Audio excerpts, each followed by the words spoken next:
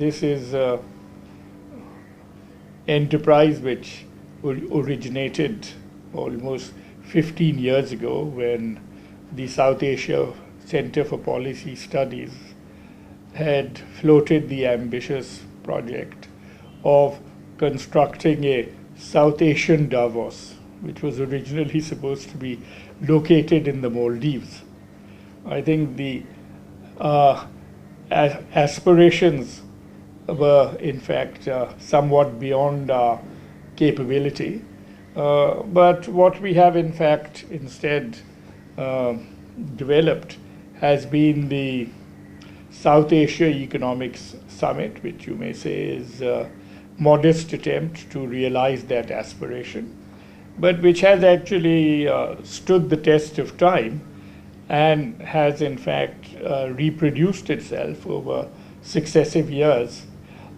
in its 5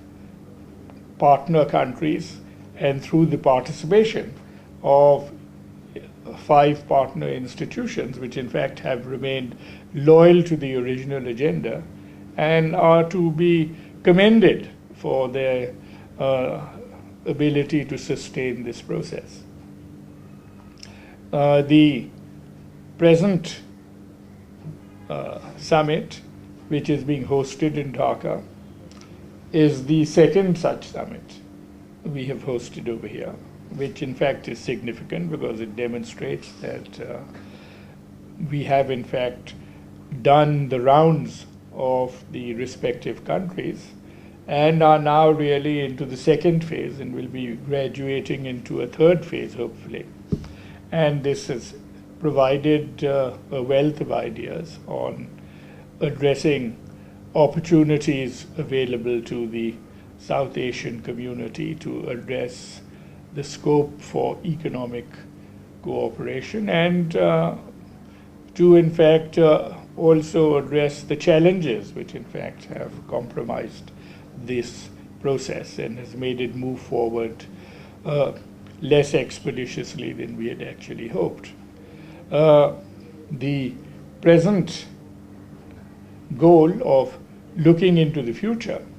and imagining South Asia in 2030,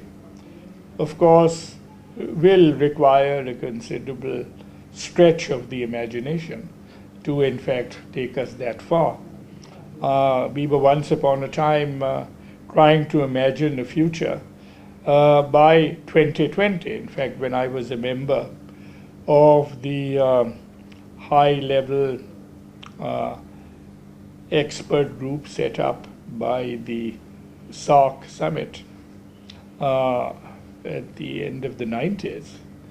we had in fact looked towards creating an integrated South Asian economy by 2020, in which we were to